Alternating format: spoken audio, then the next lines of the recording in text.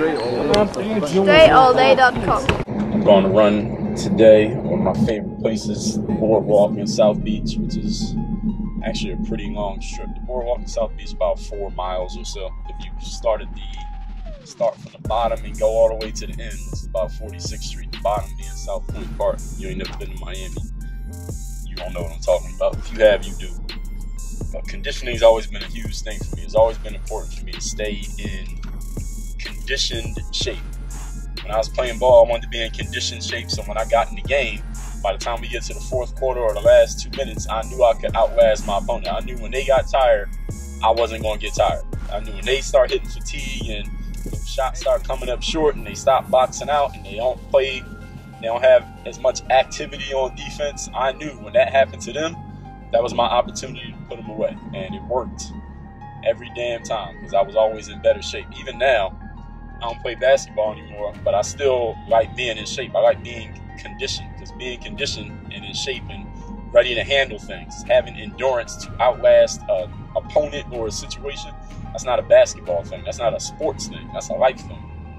Having that conditioning to just outlast any situation you go up against, that's mental toughness. That's mental conditioning.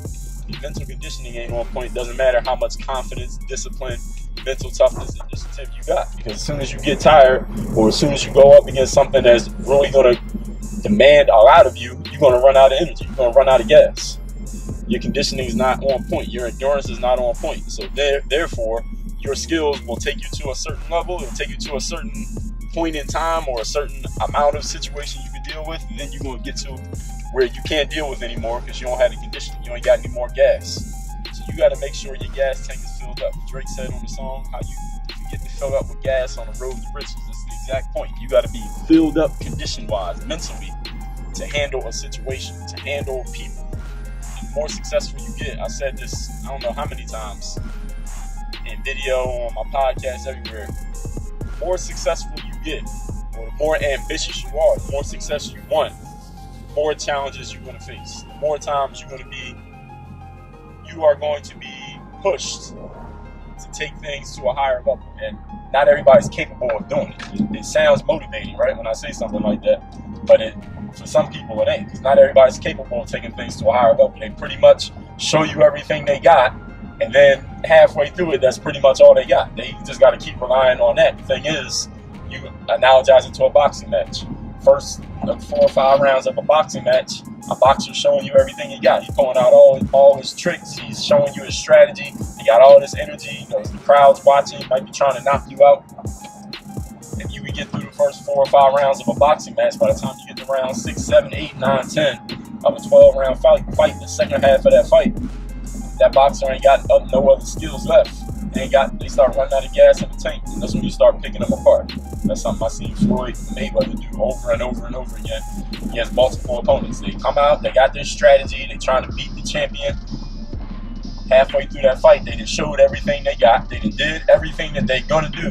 Now their only hope is to hold on and see if they can keep doing that same thing to win, and it never works. Floyd is conditioned. He got the mental conditioning and the physical conditioning. It's not just one or the other. You can't just have all this mindset stuff with no game. All right, that ain't gonna work. And you wouldn't even get to the point that you get a chance to show it. Your lack of game. And you can't have a whole bunch of game with no mindset. Then you're just gonna be a frustrated person that everybody's like, damn, what if this person could have been? You don't want to be that person either. So that conditioning is a life principle. If you're not in shape right now mentally, and if you're not in shape mentally, situations will get you down and you'll be out of there and people won't even know you. You're not in shape physically. I don't care if you work in an office and you sit at a desk 8 hours a day, you still need to be in shape physically. Health is wealth, as they say. Body and the mind work in unison. So if your body's not in shape, your mind is not in its best shape. And if your mind's not in shape, your body can't possibly be in its best shape. They work together. I talked about this. You got to have one program.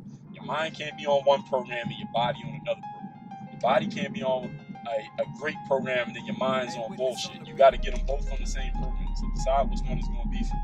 And if you're one of those people who got this one area where one of those areas is like really on point and the other one you ain't doing nothing, listen, the one that's doing nothing is going to drag down the one that's on point. So you better get that together. You should address that issue. That's an emergency issue that you need to address ASAP. Work on your game.